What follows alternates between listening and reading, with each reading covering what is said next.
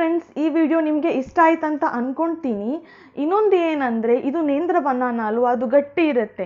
So ನೀವು ಡೈರೆಕ್ಟಾಗಿ ಮಗುವಿಗೆ ಪ್ಯೂರಿ ಮಾಡಿ ಕೊಟ್ಟರೆ ಮಗುವಿಗೆ ಜೀರ್ಣ ಆಗಲಿಕ್ಕೆ, ಡೈಜೆಷನ್ ಆಗಲಿಕ್ಕೆ ಕಷ್ಟ ಆಗುತ್ತೆ.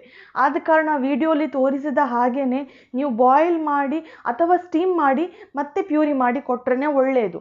ಉಳಿದ ಬನಾನಾ, ಸಾಫ್ಟ್ ಬನಾನಾ ನೀವು ಡೈರೆಕ್ಟಾಗಿ ಪ್ಯೂರಿ ಮಾಡಿ ಕೊಡ್ಬೋದು. ಸ್ಪೆಷಲಿ ನೇಂದ್ರ ಬನಾನಾ ಕೊಡ್ತಾ ಇದ್ದರೆ ಈ ರೀತಿ ಮಾಡಿ ಕೊಟ್ಟರೆ ಒಳ್ಳೆಯದು. ಆ್ಯಂಡ್ ಇನ್ನೊಂದು ಏನಂದರೆ, ನಾನು ಪ್ಯೂರಿ ಮಾಡೋ ಟೈಮಲ್ಲಿ ಮಿಕ್ಸಿಯಲ್ಲಿ ನನಗೆ ನೀರು ಸಾಕಾಗಲಿಲ್ಲ, ಗಟ್ಟಿಯಾಗಿತ್ತು ಪೇಸ್ಟ್. ನಾನೇನು ಮಾಡಿದ್ದೀನಿ ಅಂದರೆ 2 ಟೀ ಸ್ಪೂನ್ ಹಸು ಹಾಲು ಮಿಕ್ಸ್ ಮಾಡಿದ್ದೇನೆ ಗ್ರೈಂಡ್ ಮಾಡೋ ಟೈಮಲ್ಲಿ. ಈಗ ಅವನಿಗೆ 9 ಮಂತ್ಸ್ ಆಗಿದೆ. ಯೂಶ್ವಲಿ ಡಾಕ್ಟರ್ ಟಿಲ್ 1 ಇಯರ್ ತನಕ ಹಸು ಹಾಲು ಕೊಡಬಾರ್ದು ಅಂತ ಹೇಳ್ತಾರೆ.